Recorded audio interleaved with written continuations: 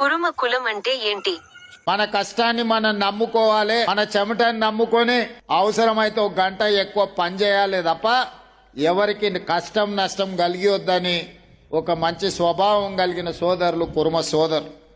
కురుమల ఆత్మీయ నుంచి కూడా ధర్మానికి న్యాయానికి పట్టంగలే పెట్టేవాళ్ళు.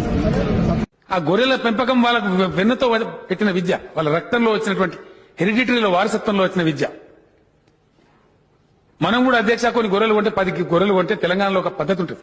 ప్రేమ గల్లోళ్ళు, మంచితనం ఉన్నోళ్ళు ఇవాళ ఒకళ్ళు చెరువు పోకుండా తమ కష్టాన్ని నమ్ముకొని బతికేటువంటి ఒక గొప్ప జాతి మా కుర్మ జాతి. బయట వాళ్ళు వచ్చి చెప్తే తప్ప మన గొప్పతనం మనకు అర్థమైతలేదు.